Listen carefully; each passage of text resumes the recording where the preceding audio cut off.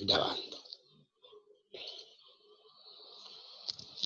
Bien, muchachos, entonces clase número 9, segundo medio B, unidad número 1, crisis, totalitarismo y guerra en la primera mitad del siglo XX. Los desafíos para el Estado y la democracia en Chile y el mundo. Estamos en la lección 5, la Segunda Guerra Mundial, y los contenidos de hoy es la creación de las Naciones Unidas, y el objetivo es analizar las características de la ONU, o lo que es lo mismo, Organización de Naciones Unidas. ¿Ya? Necesitamos pensamiento crítico, el análisis y la síntesis. ¿Ya? Recuerden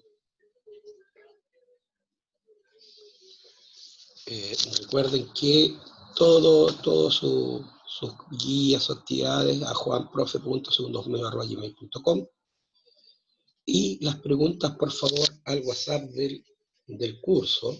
¿Ya? Estamos ingresando con los compañeros. Cristian Rodríguez. ¿Ya?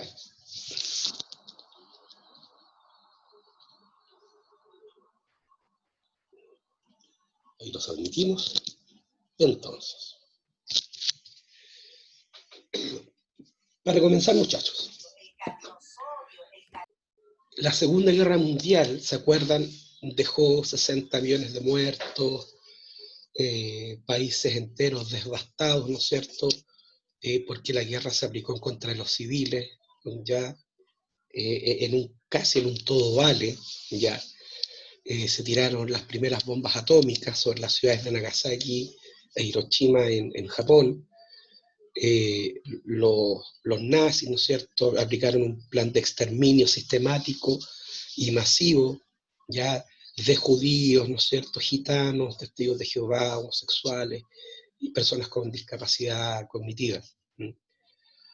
Ante todas estas aberraciones, entonces, los países del mundo deciden un ya no más, ya no más, y entonces crearon la Organización de Naciones Unidas.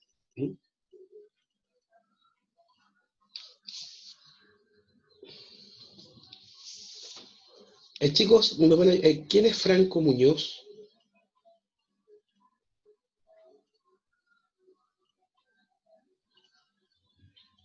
Chicos, ¿alguien que me pueda ayudar? ¿Quién es Franco Muñoz? ¿No lo tengo en la lista o sí? Moscoso.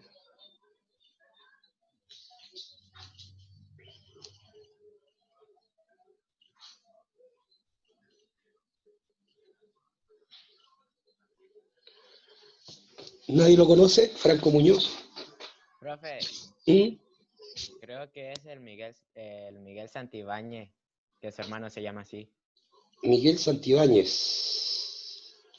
Está entrando con el nombre del cubano. Lo vamos a admitir, esperemos que no sea una mala broma.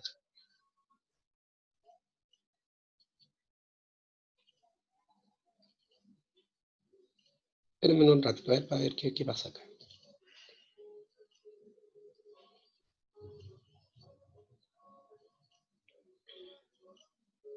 ¿Quién ingresó con el nombre de Franco Muñoz?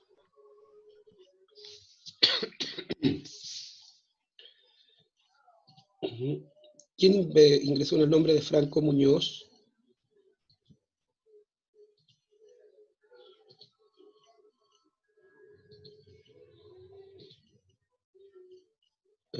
Repito, ¿quién ingresó con el nombre de Franco Muñoz?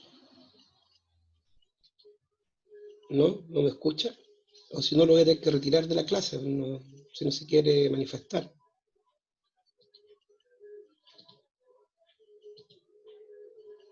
Repito, ¿quién ingresó con el nombre de Franco Muñoz?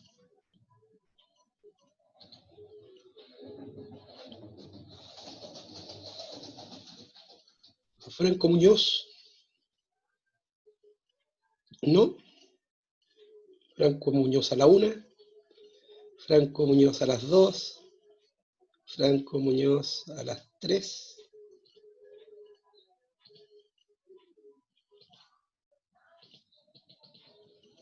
Por última vez, ¿quién ingresó con el nombre de Franco Muñoz?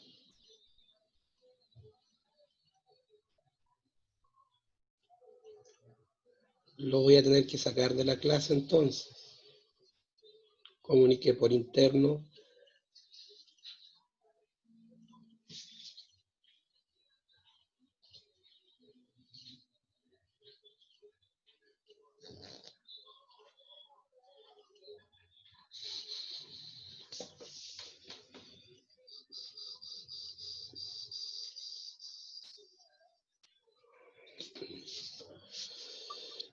No, Franco Muñoz.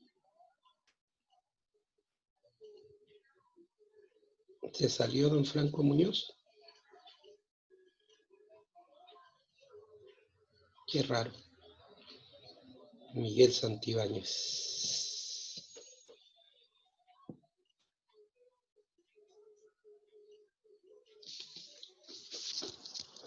Miguel Santibáñez. Don Miguel Santibáñez, ¿me escucha?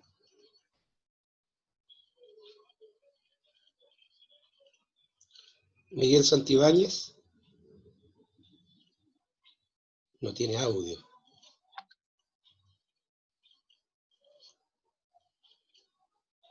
Miguel Santibáñez, ¿puede escribir por el chat, por favor?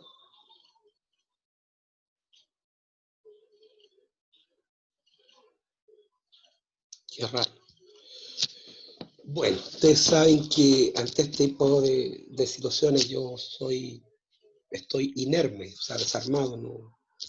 Si no quieren hablar, no se quieren mostrar, yo tengo que hacer mi pega, ¿no? Ya. ¿Qué es la ONU entonces? La Organización de Naciones Unidas es la mayor organización internacional existente. Se define como una asociación de gobierno global que facilita la cooperación en asuntos como el derecho internacional, la paz y seguridad internacional, el desarrollo económico y social, los asuntos humanitarios y los derechos humanos.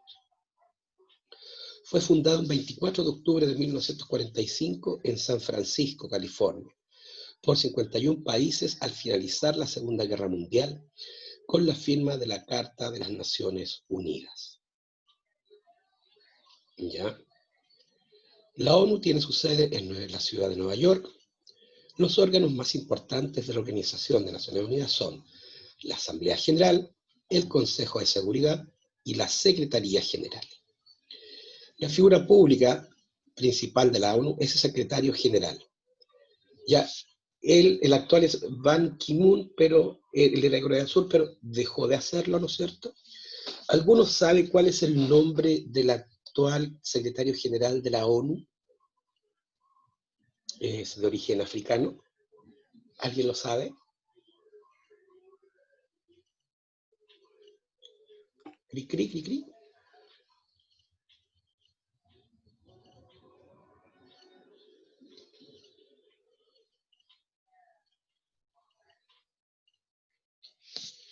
¿No? Ya, tarea para la casa, pero tienen que investigar. Al día de hoy, la ONU posee 193 Estados miembros, prácticamente todos los países soberanos reconocidos internacionalmente. Hay excepciones como la Santa Sede, ¿ya? Que el Vaticano, que es el Vaticano, ¿no es cierto?, donde vive el Papa, que tiene la calidad de observador, y la República de China y Taiwán. Ellos no están en la ONU. La sede europea de la Organización de las Naciones Unidas se sitúa en la ciudad de Ginebra, en Suiza. Los idiomas oficiales de la ONU son 6, el árabe, el chino, mandarín, el español, el francés, el inglés y el ruso. ¿Ya? En celeste están los estados fundadores, entre ellos Chile, muchachos, fuimos un estado fundador nosotros, entre 1946 y 1959, ¿no es cierto?, todos estos países. Entre 1960 y 1989, la mayoría de África, ya Mongolia, y estos verdecitos ahora en el presente, ¿ya? Aquí están, ¿no es cierto?, todos estos países que han ingresado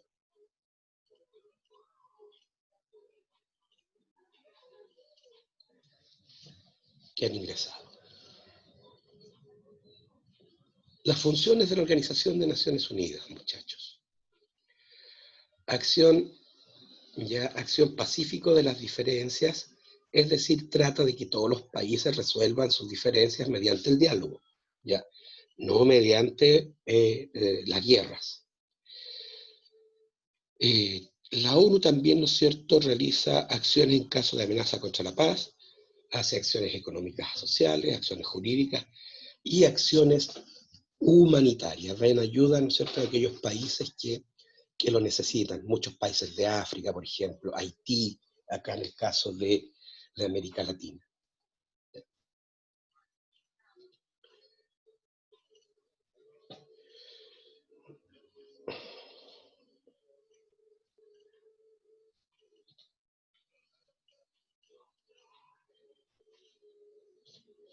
Ya, me disculpan un poco si me distraigo, es que están ingresando, salen, ingresan, no sé qué pasa ahí. Los principales organismos dependientes de la Organización de Naciones Unidas. Está la Organización de las Naciones Unidas para la Agricultura y la Alimentación, la FAO, los que evidentemente se preocupan de la hambruna que hay en el mundo, ya, y todo eso. Juliano Galleguillos, ¿va a hacer una pregunta? No, me equivoqué, perdón. Ah, ya, hijo.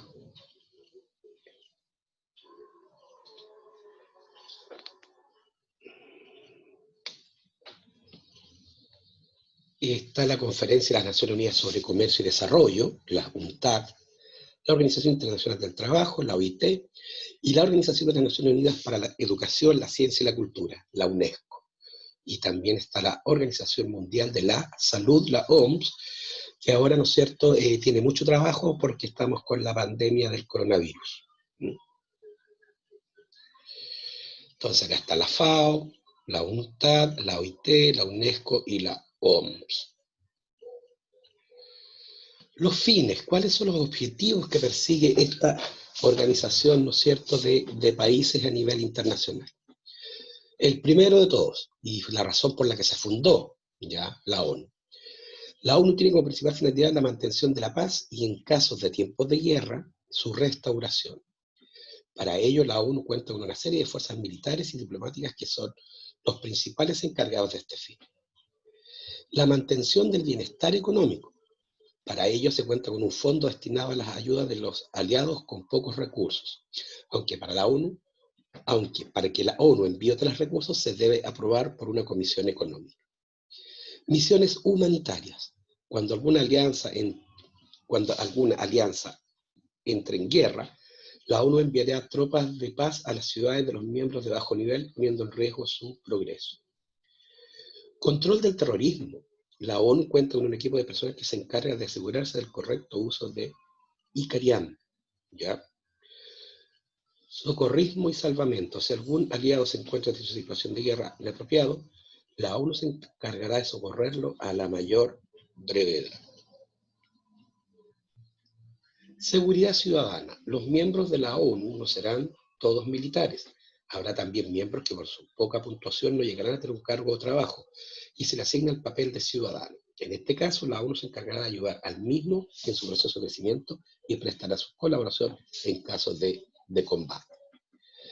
Mediación en conflictos políticos. Siempre que haya algún conflicto no bélico, o sea, no de guerra, la ONU tomará parte en el asunto como mediador entre ambas partes, intentando llegar así a un acuerdo que no perjudique a nadie. Colonización de terrenos vírgenes. Uno de los fines más complicados y costosos es el de colonizar una zona concreta del mundo, estableciendo así una base político-militar. Supervisar tratados. Otro de los fines es el de asegurarse que partes implicadas en un conflicto cumplan con los tratados de paz acordados. Ampliar y salvaguardar las fronteras. Por último, se lleva a cabo el fin de ampliar las fronteras de la ONU y salvaguardarlas de posibles ataques insurgentes que tengan fines bélicos. ¿Ya? O sea, en términos simples, muchachos, la ONU básicamente trata, ¿no es cierto?, de asegurar en medida de lo que pueda, ¿no es cierto?, la paz en el mundo. Pero desgraciadamente estas buenas intenciones chocan con la triste realidad. De hecho, hay países en África, por ejemplo, en Asia, estamos hablando de Somalia, estamos hablando de de Liberia, que son países que llevan en guerra civil hace 60 años, muchachos. Ya, hace 60 años que están en guerra civil. Y la ONU no ha podido hacer absolutamente nada. Salvo entregar ayuda humanitaria, comida, ¿no es cierto?, medicamentos para los civiles, que son las grandes víctimas de todas las guerras, muchachos. ¿Ya? Las grandes víctimas de todas las guerras son los civiles, por lo general no son los militares. ¿Ya? Entonces, este Power lo hice súper pequeñito, porque con esto también terminamos la primera unidad, muchachos. ¿Ya? Y la segunda unidad es la Guerra Fría. Y en la Guerra Fría se enfrenta la ideología marxista y la ideología liberal. En esta clase vamos a recordar la ideología marxista. ¿Ya? Entonces me van a esperar un chiquitito para ir a buscar esa diapositiva. ¿Ya?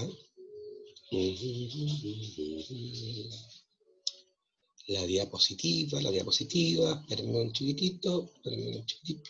Profe, Dígame. es que quería decirle que a mí a veces se me sale de la nada el Zoom porque tengo problemas de internet. ¿Ya quién me ¿Si acaso? habla? ¿Quién me habla? Marian. ¿Mariana? Marian. Marian, ¿cuánto? Bien. Bien. Ah, ya. Qué bueno, hija, para tenerlo en consideración. ¿Ya? Ya. Espérenme un chiquitito que voy a buscar la otra diapo. ¿Ya? Espérenme un chiquitito, voy a buscar la otra diapo. Voy a buscar la otra diapo para que hagamos un refuerzo. ¿Ya?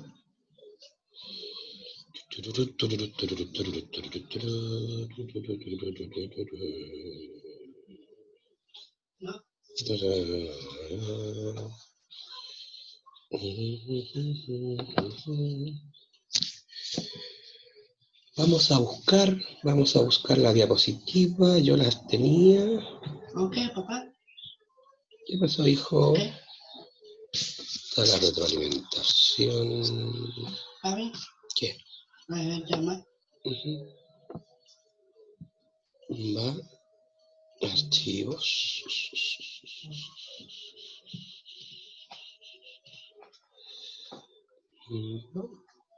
Clase número 9, de consecuencias de la Segunda Guerra Mundial. No encuentro la otra diapo, muchachos. ¿Qué hago? Chuatas.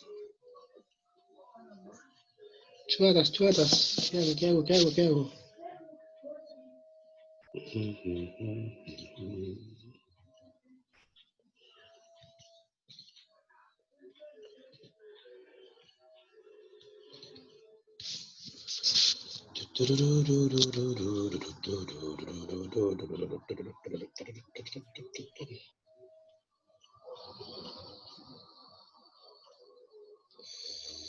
Aquí está. La encontré.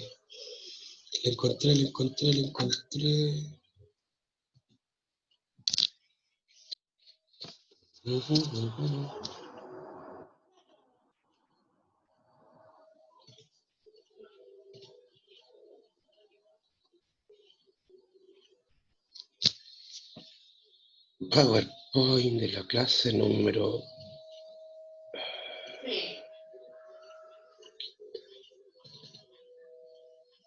Ahí está. Ya. ¿Les aparece, muchachos, la diapositiva nueva? Sí. Sí, profe. Ah, qué bueno, ya. Disculpen, me tenía por las cuerdas este cuentito, pero lo logré solucionar. Ya. Entonces, chicos, recordemos, nosotros vamos a repasar la ideología marxista y vamos a repasar la ideología liberal, porque en la Guerra Fría, que es la unidad número 2, la que viene, se enfrentan la ideología marxista, ¿ya?, conocidos como comunistas, y la ideología liberal, conocidos como capitalistas. Entonces vamos a repasar en esta clase marxismo, y la próxima clase vamos a repasar liberalismo, y después vamos a continuar de lleno entonces con la Guerra Fría. Todavía me queda un poquito de clases, así que yo pienso que además vamos a lograrlo. Bien, recordemos, esta era la clase número 2, ¿no es cierto? Introducción, ideología marxista, características y su expresión política y económica. El objetivo es explicar las características del marxismo como ideologías, ¿ya? Entonces, la ideología marxista habíamos dicho que es un sistema filosófico, político y económico basados en las ideas de Karl Marx, 1818-1863, este señor, y de Friedrich Engels, 1820-1895, que es este señor, que rechaza el capitalismo, ya, el capitalismo, el liberalismo, y defiende la construcción de una sociedad sin clases y sin Estado. Aporta un método de análisis conocido como el materialismo histórico e influyó en movimientos sociales y en sistemas económicos y políticos, ¿no es cierto?, durante todo el siglo XX. Por eso que es muy importante conocer la ideología de estos caballeros, ¿ya? Este señor, Marx, fue el que fundó el Partido Comunista, ¿ya? El fundador del Partido Comunista. Karl Marx desarrolló su sistema político y económico en 2 libros: El Manifiesto del Partido Comunista, junto a Engels, en 1848, y El Capital, en 1867, donde desarrolló, ¿no es cierto?, la teoría económica que defienden los comunistas. Esta imagen ya es El Cuarto Poder, de 1901, ¿no es cierto? Es un tributo a los proletarios del mundo, y es del pintor italiano Giuseppe Pellizza, ya. El Cuarto Poder, los proletarios, ¿no es cierto? Contexto. Karl Marx vivió entre los años 1818 y 1883 en Alemania e Inglaterra, en plena revolución industrial, y por lo tanto fue testigo de la llamada cuestión social. Es decir, las condiciones de miseria, ya, las condiciones de miseria y desamparo en las que vivieron los trabajadores urbanos industriales en las principales ciudades de Europa. Estas condiciones se manifestaron por la falta de vivienda, desamparo laboral, no tenían leyes que los protegieran, ¿ya? Enfermedades, analfabetismo, ¿ya? Delincuencia, prostitución, trabajo infantil. O sea, las peores condiciones de vida, chicos, que uno se pueda imaginar, ¿ya? La cuestión social. De hecho, acá es una foto, ¿no es cierto?, de los niñitos que trabajaban en las industrias europeas a comienzos del siglo XIX, y desgraciadamente durante todo el siglo XIX. ¿Ya? Aquí está entonces, ¿no es cierto?, un trabajador, ¿ya?, herido en su trabajo, no tenía derecho a una indemnización, a un seguro de vida, a algo que dejarle a su esposa e hijos, ya, nada. Vivían en la pobreza absoluta. Aquí tenemos una industria ya europea de los siglos XIX. No sé si lo pueden notar, no hay ningún elemento de protección, ¿ya? Esto es una fundición. No tienen trajes especiales, no tienen máscaras, no tienen guantes, no tienen zapatos de seguridad, absolutamente nada, ¿ya? Nada, nada, nada, ¿ya? En este contexto de miseria de los trabajadores europeos de mediados del siglo XIX, Marx desarrolla sus ideas en las que básicamente hay cuatro elementos básicos, ¿ya? La primera idea de Karl Marx es la lucha de clases. Marx plantea que siempre ha habido en la historia de la humanidad ricos y pobres, en la Edad Antigua, en la Edad Media y en la Edad Moderna.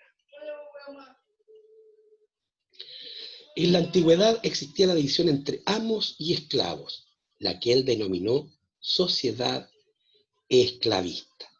Los seres humanos eran vendidos, ¿no es cierto?, como cosas, ¿ya? Y también sus dueños podían hacer con ellos lo que quisieran. desde vejámenes sexuales, ¿no es cierto?, hasta asesinarlos, maltratarlos, ¿no es cierto?, porque no eran considerados seres humanos, sino que eran considerados como propiedad, ¿ya? Y aquí hay un vendedor de esclavos, ¿no es cierto?, esperando que lleguen clientes. En la Edad Media, ya muchos años después, existía la división entre nobles y siervos, ya, servidores, ya, a la que él denominó la sociedad feudal. ¿Quiénes eran los ricos? Los nobles. Marqueses, duques, ¿no es cierto? Marqueses, duques, varones, ¿no es cierto? Todos ellos cuya propiedad era el castillo, eran las tierras, y los campesinos que trabajaban para él eran sus servidores, por eso se llamaban siervos. En la Edad Moderna, en la etapa que le correspondió vivir a Marx, existía la división entre burgueses y proletarios, lo que él denominó la sociedad capitalista. ¿Quién eran los burgueses? Los burgueses reciben ese nombre porque durante los fines de la Edad Media, cuando se activó el comercio, las personas que vivían en los burgos, que era el nombre que recibían las ciudades en la Edad Media, ¿ya?, sobre todo los comerciantes se enriquecieron, ¿ya? Fueron los que financiaron los viajes de descubrimiento, por ejemplo, ¿ya? Y ahí tenemos la primera etapa del capitalismo, que es el capitalismo comercial. Y estas personas, los burgueses, porque vivían en los burgos o ciudades, pasaron a ser sinónimos, ¿no es cierto?, de las personas que manejaban mucho capital, manejaban mucho dinero. Y a ellos, ya, que como ellos tenían capital, fueron los que invirtieron en las primeras fábricas, con la revolución industrial, ¿se acuerdan? El uso del vapor en la producción, sobre todo en Inglaterra. Allí entonces Marx denomina a estos señores burgueses, que era gente con mucho dinero. Y los proletarios, les llamó proletarios Marx, porque la única riqueza que tenía esta gente era en su cantidad de hijos, tenían muchos hijos, ¿ya? Y prole en latín es hijos. El proletario entonces era aquel trabajador urbano, industrial, que vivía en condiciones de miseria, y lo único que tenía de sobra eran hijos, eran los proletarios, los trabajadores, ¿no es cierto?, urbanos, industriales del siglo XIX. Para Marx la historia es clara, siempre ha habido ricos y pobres, y ambos grupos han vivido en eterno conflicto o lucha, los primeros por mantener sus privilegios y los segundos por tratar de mejorar sus condiciones de miseria. Es a este eterno enfrentamiento, ¿ya?, es a este eterno enfrentamiento que él lo llama la lucha de clases. La condición que mantiene esta situación, según Marx, es la propiedad privada de los medios de producción, es decir, todos aquellos elementos que permiten crear bienes y o servicios, como el dinero, las máquinas, las herramientas, las tierras de cultivo, por ejemplo. Y de aquí se desprende la segunda idea de Karl Marx, la llamada plusvalía o teoría del valor, ¿ya? Entonces aquí hay una caricatura, ya, del burgués, ya, que acapara todo el dinero, de hecho le hicieron manos grandes, y los proletarios, ¿no es cierto?, famélicos, ya, muy delgados porque no tenían que comer y estar expuestos a enfermedades, ¿no es cierto?, por las condiciones de higiene en las que vivían. Entonces, la plusvalía. Para Marx, Marx plantea que la propiedad privada de los medios de producción hace que los propietarios de estos se queden con el valor que agrega cada uno de los trabajadores al bien final. En otras palabras, sería la diferencia entre lo que el trabajador produce y lo que se le paga, ¿ya? Eso sería la plusvalía. Y esa sería una de las causas, ¿no es cierto?, de la lucha de clases. Aquí otra caricatura donde el dueño de la hacienda, ¿no es cierto?, le paga una miseria a su campesino que evidentemente tiene muchos hijos. La otra idea de Marx dice la revolución del proletariado. La solución que propone Marx es que los proletarios, trabajadores, se unan y dirigidos por el Partido Comunista,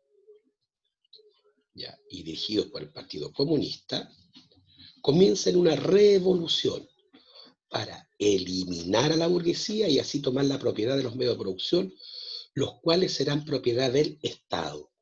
Estatización. Entonces, todo lo que produzcan los medios de producción ya no va a ir a sus dueños, sino al Estado. Y el Estado va a repartir, ¿no es cierto?, las utilidades entre los que más necesiten. Una vez que se hace la revolución, se tiene que instaurar la dictadura del proletariado, muchachos. Una vez eliminada la burguesía, los trabajadores instaurarán la dictadura del proletariado. El gobierno de los trabajadores, el cual tomará la dirección y producción de las empresas del Estado, los medios de producción, para satisfacer las necesidades de las personas en medida de sus requerimientos. A fin de cuentas, lo que busca el marxismo es la justicia en el sentido platónico, es decir, del filósofo Platón. Y él decía que justicia es dar a cada quien lo suyo. Una vez instaurado el gobierno de los trabajadores, ya no habrá más clases sociales, ni ricos ni pobres, y se instaurará la sociedad perfecta, la sociedad comunista. El primer país que adoptó este modelo fue la Rusia de los zares, la Rusia, con la Revolución de Octubre de 1917 y su líder, Vladimir Ilich Ulyanov, más conocido como Lenin. El primer país entonces donde se aplicaron las ideas de Marx y Engels fue en Rusia a partir del año 1917. También vamos a tener que ver en una próxima clase lo que es la Revolución Rusa para ir entendiendo cuál es el papel que va a jugar Rusia en la defensa de los valores comunistas durante la Guerra Fría. Ahora, desde el punto de vista económico, el marxismo defiende la economía centralmente planificada, en la cual el problema económico lo resuelve el Estado, a través de la planificación de la producción, es decir, adelantarse a las necesidades de la población, planificando la producción de tal manera que se pueda satisfacer la mayoría de las necesidades con los recursos que son escasos. Recordemos, en la economía de libre mercado, el problema lo resuelve el mercado, a través de la ley de la oferta y la demanda. En el caso de los comunistas, no existe libre mercado, porque todas las empresas que generan bienes y servicios, le pertenecen al Estado, y por lo tanto a los trabajadores. Y será el Partido Comunista, ¿no es cierto?, el que determinará cómo se van a repartir las utilidades de las empresas del Estado para que todos sus ciudadanos tengan sus necesidades satisfechas, Porque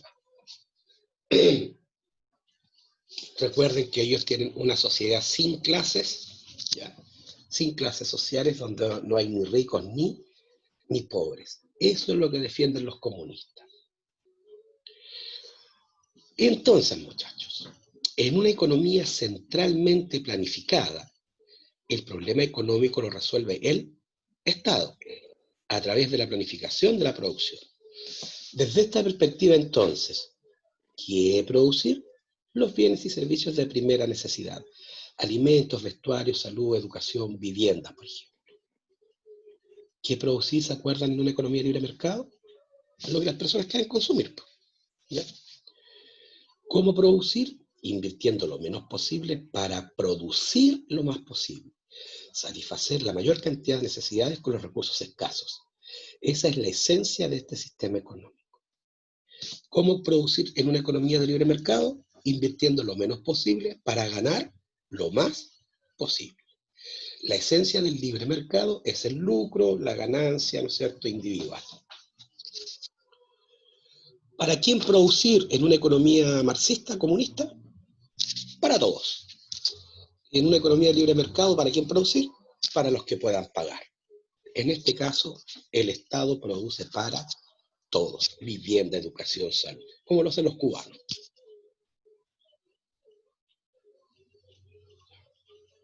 En conclusión, la ideología marxista nace en Europa a mediados del siglo XIX y es en el contexto de la revolución industrial y sus consecuencias sociales, ya la llamada cuestión social. El marxismo básicamente plantea 4 ideas claves: la lucha de clases, la plusvalía, la revolución del proletariado y la dictadura del proletariado. Desde el punto de vista político, plantea una dictadura proletaria como forma de gobierno. Desde el punto de vista económico, plantea una economía centralmente planificada. Y desde el punto de vista social, plantea una sociedad sin clases, la sociedad perfecta, la sociedad comunista. El valor que sustenta esta ideología es la justicia. ¿Alguna pregunta, muchachos? ¿No? ¿Ya?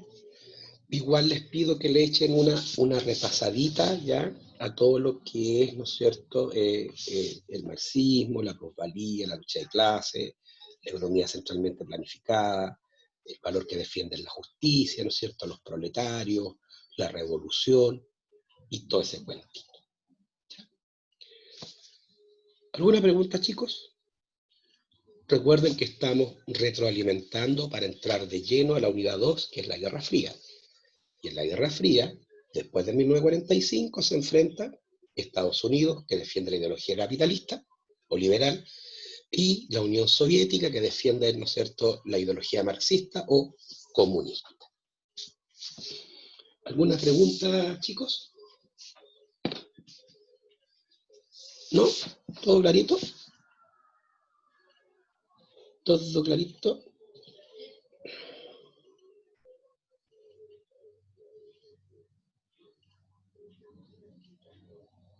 ¿No? Bien. Una compañera de ustedes, ¿ya? Perdón, un compañero, me pidió unos minutitos de la clase porque él quería hacer un aporte respecto de la Segunda Guerra Mundial, ¿ya? Javier, ¿me está escuchando? Javier Vera. Sí, profesor. Ya. ¿Qué aporte nos quiere hacer? Somos todos oídos. Bueno, aquí tengo un poquito de información de cómo comenzó y cómo se desarrolló la Segunda Guerra Mundial en Europa. Y también hice una presentación que quisiera compartir. Perfecto. Perfecto. Y yo para eso tengo que eliminar la mía, ¿no es cierto? ¿O no es necesario? No lo sé. A ver, compartan. Ah, no, usted tiene que eliminar su presentación para que yo pueda presentar. Por eso le preguntaba. Ya es que primera vez que Sí. hago esto, por eso que... Ya. Entonces, vamos a ver.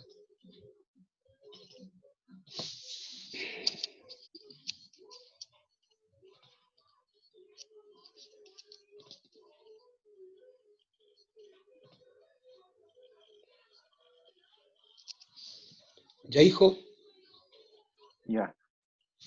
comparta.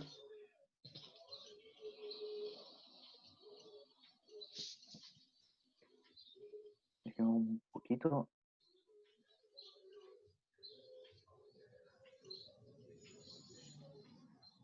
Ya. Hoy voy a complementar y aportar información de la clase pasada del profesor sobre la Segunda Guerra Mundial. Te agradece, hijo.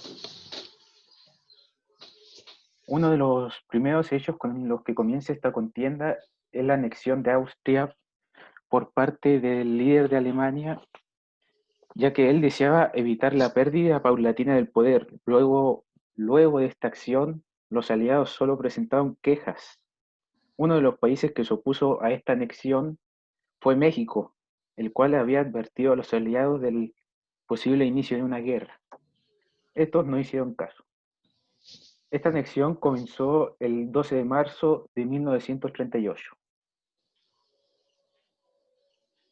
Y Ronald Rubina le quiere hacer una pregunta, parece, hijo.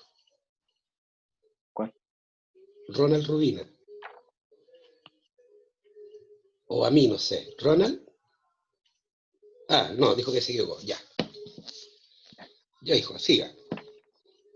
Lo que sigue es la ocupación de Checoslovaquia el 1 de octubre de 1938. Esta acción había iniciado con el tratado que dictaba que los Sudetes, región de Checoslovaquia de residencia alemana, se iba a entregar a Alemania. Del 1 al 10 de octubre, Hitler le arrebató 30.000 kilómetros cuadrados a Checoslovaquia y al finales de este año el Partido Alemán de los Sudetes desaparece, quedando solo la República Eslovaquia y la fusión del Partido Alemán Checoslovaco con el Partido Nacional Socialista de Alemania Nazi. Estos, muestren los sudetes a los niños, hijos, para que sepan dónde están. Los Sudetes serían esta región. Ya, Se ve en la pantalla, ¿cierto? sí,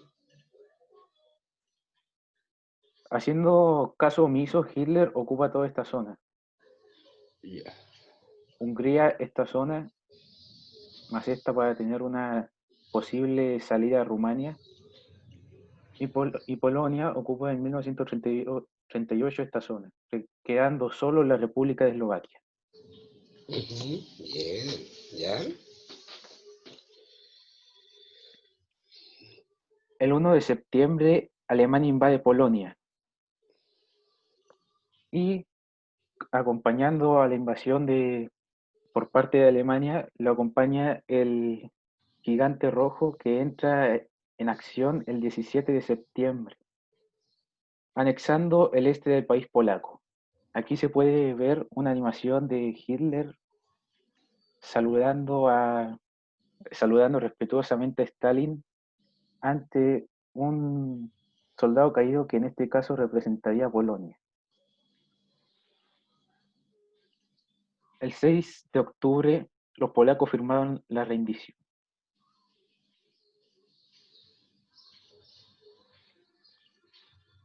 La guerra de invierno fue un proceso, por así decirlo, independiente, pero que también hizo que la Unión Soviética por fin, que el líder de la Unión Soviética entendiese cómo sería una guerra a una escala mayor de la de Polonia,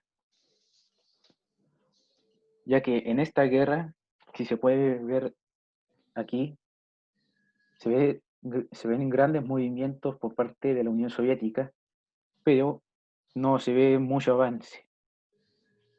En esta guerra, la Unión Soviética salió victoriosa, pero con una victoria pírrica, con muchas bajas y mucha tecnología bélica casi totalmente inadecuada para un enfrentamiento como el de esta guerra.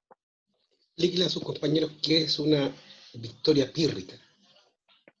Pírrica quiere decir una victoria con muchas bajas, afectando más al vencedor que al que fue vencido. En este caso, la Unión Soviética hizo grandes movimientos y no avanzó mucho, y perdió muchos más hombres de los que tenía así como planeado. La Ya, guerra de invierno comenzó el 30.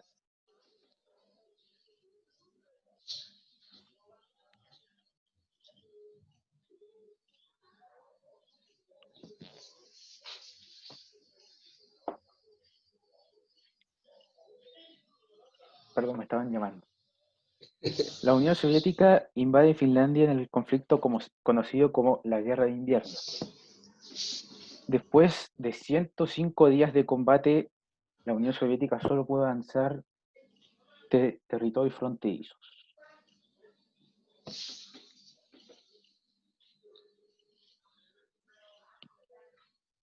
El 9 de abril de 1940 se llevó a cabo la ocupación alemana de Dinamarca y Noruega. El 10 de junio de 1940, para el 10 de junio de 1940 habría terminado esta campaña para evitar la ocupación aliada de Noruega y una posible invasión aliada a Dinamarca y posteriormente a Alemania.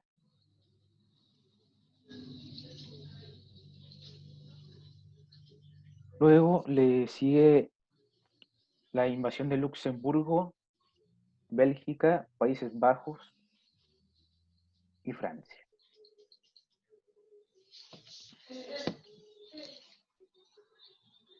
Con la derrota de los aliados, se llevó a cabo la Operación Dínamo, que se iba a retirarse hacia Dunkerque y así posteriormente a evacuar a Gran Bretaña. Esta fue una de las victorias de Alemania que manchó la reputación de los británicos y franceses. El 22 de junio se condujo la ocupación alemana de París y el 10 de junio Italia se unió a la guerra ocupando el sur de Francia. Algo curioso que pasó mientras los franceses firmaban la rendición es que cuando Francia comenzaba a firmar su rendición, Hitler eligió el mismo vagón de tren en el que Alemania había firmado su rendición en la Primera Guerra Mundial.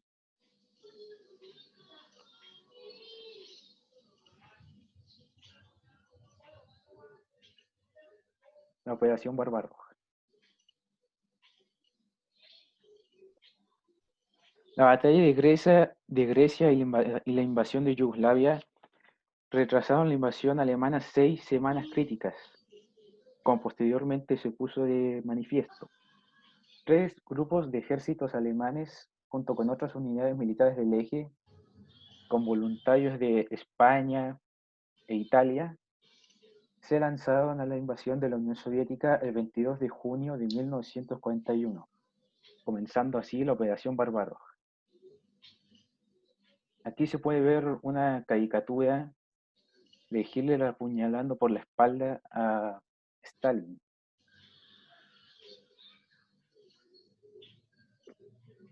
Pero eso le costaría caro, ya que con la contraofensiva soviética no se pudo parar y llegaron así a un punto crítico en la guerra. Como se puede ver, el avance soviético era mucho más de lo que podía soportar o de lo que podía defenderse Alemania. Podían avanzar hasta 40 kilómetros al día. Obviamente es una cifra un poco exagerada, pero así se nos da una idea. Ahora, una de las batallas más destacadas fue la captura de Moscú o la Operación Tifón, que comenzó el 2 de octubre de 1941. Hola. En esta batalla, o en esta captura, Alemania contaba con 1.929.406 soldados y más de 2.000 tanques. En cambio, la Unión Soviética contaba con 2.136.405 soldados y con más de 3.000 tanques. Esta fue una victoria soviética con la que se pudo defender parte de Moscú y con la que posteriormente se formaría el cerco de Kursk.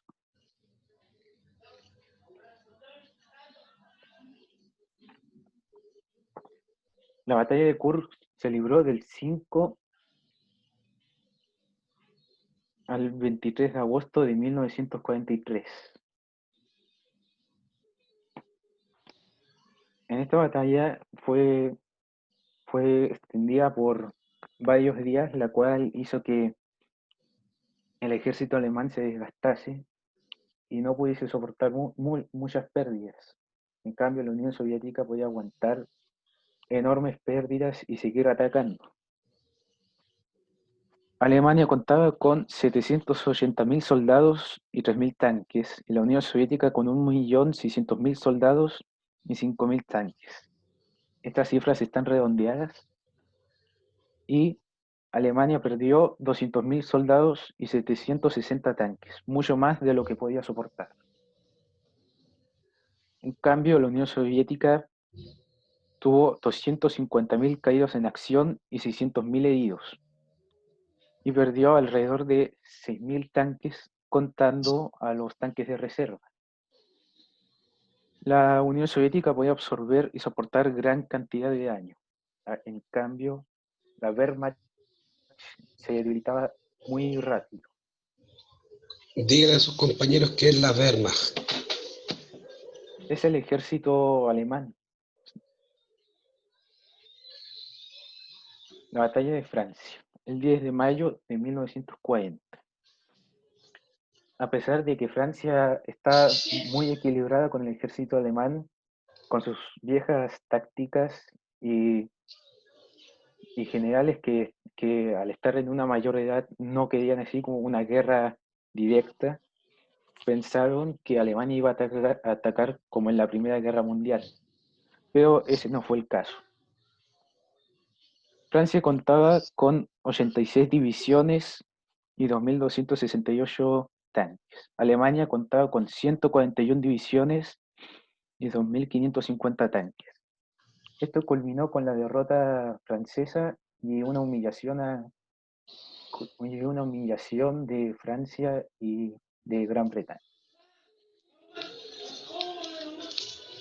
La batalla de Inglaterra. En este mapa se puede ver el plan de ataque alemán, que consistía en desembarcos para tomar a Inglaterra, cosa que no sucedió porque los alemanes no contaban que los ingleses tenían la tecnología del radar. La batalla de Inglaterra se desarrolló del 10 de julio al 31 de octubre de 1940. En esta batalla Reino Unido tenía ventaja ya que este poseía la tecnología del radar, por lo cual podía prepararse para un ataque alemán y soportar así fuertes daños. Ahora una de las batallas con mayor importancia histórica, la batalla de Berlín. Del 16 de abril al 2 de mayo de 1945. Esta fue la última gran batalla en Europa, que comenzó el 16 de abril de 1945 tras el inicio de una gran ofensiva de la Unión Soviética. El 12 de enero de 1945 el ejército rojo entró en territorio alemán a una gran velocidad, hasta detenerse a 60 kilómetros de la ciudad germana. Cuando se reanudó la ofensiva, la Unión Soviética atacó Berlín desde el este y sur. El 16 de abril comenzó el bombardeo al centro de Berlín. El 30 de abril, Hitler se suicida. A pesar de que la Unión Soviética quería tomar Berlín el día 1 de mayo para hacerla coincidir con el Día de los Trabajadores. Finalmente, los defensores se rindieron el 2 de mayo de 1945, fecha la cual representa la derrota del Tercer Reich y la victoria de la Unión Soviética y los aliados. En esta imagen podemos ver a soldados soviéticos festejando en el periódico anunciando la victoria de los aliados. Y aquí podemos ver a Winston Churchill, al presidente Roosevelt y a Joseph Stalin. El Día de la Victoria, que se celebra el 8 de mayo, fecha en la que los aliados del eje aceptan la rendición de Alemania. Este día festivo se lleva a cabo en Rusia, Bielorrusia y en la mayoría de las antiguas repúblicas soviéticas. Sobre todo en Moscú, son celebrados en la Plaza Roja con masivos desfiles. Y esa fue mi aportación de la Segunda Guerra Mundial. Muy bien, hijo. Muchas gracias por su aporte, ¿ya? Tiene razón Sebastián Moscoso, ya, señor Vera, don Javier Vera, tiene un 7 por este aporte a la clase, ¿ya? Y bien, pues muchachos, si alguno de ustedes quiere complementar porque le apasiona algún tema, por favor, solo plantéenlo, ¿ya? Y yo para rematar aquí entonces, una vez que finaliza la Segunda Guerra Mundial, ¿ya? El ejército soviético, de ideología marxista, se adueña de la mitad de Europa. Y por lo tanto, coloca en todos estos países, Polonia, Checoslovaquia, Rumania, Checoslovaquia, Rumania, ¿no es cierto? Albania, Grecia, Yugoslavia, ¿ya? Todos los gobiernos se vuelven proclives, ¿no es cierto?, al socialismo al socialismo, ¿no es cierto?, al comunismo, perdón, de los soviéticos, ¿ya? Y es por eso que una vez que termina la Segunda Guerra Mundial, comienza la llamada Guerra Fría, ¿ya? ¿Por qué? No se dispararon ningún balazo, ninguna bomba, ¿ya? Porque ambos, la Unión Soviética y Estados Unidos, tenía armamento atómico. Entonces, irse en una guerra, ya, básicamente era la declaración de extinción de todo el género humano, ya. Entonces, por eso que no se enfrentaron directamente, pero sí indirectamente, ya. Y tenemos como ejemplo la guerra de Corea, ya, porque se dividió la guerra de Vietnam, tenemos la carrera espacial, tenemos la carrera armamentista, los satélites, la llegada del hombre a la luna, la lucha propagandística, ya las dictaduras latinoamericanas de los años 60 y 70. Todo esto produjo la Guerra Fría y por eso la vamos a ver a fondo. Y en la próxima clase vamos a recordar lo que es el liberalismo, ¿ya? El liberalismo como ideología política y también como una propuesta económica. Y allí nos vamos a dar cuenta que en realidad son dos ideologías totalmente opuestas. Muchachos, ¿alguna pregunta? ¿Alguna duda? ¿Alguna consulta? ¿No? ¿Todo bien? Martina Cortés, ¿estará por ahí? Jennifer Dinamarca, Dylan Flores, Gaspar Jofré, Josefa Olivares, Lucas Palominos, Ricardo Seguel, Javiera Torres, Anaí Quilláñez. Bien, chicos, vuelvo a agradecer entonces a Javier ya por su bonito aporte. Repito, todos si alguno de ustedes, repito, si alguno de ustedes quiere hacer su aporte, bienvenidos, ya, bienvenidos aquí, y se agradece este tipo de aportes, ¿no es cierto? Pórtense bien, traten de no salir. Acuérdense, llegamos a los 1000 infectados en la conurbación Serena-Coquimbo del coronavirus. Si salgan con mascarilla, lávense las manitos, ayuden a los papás en la casa, sobre todo con las tareas de los hermanos chicos, ya.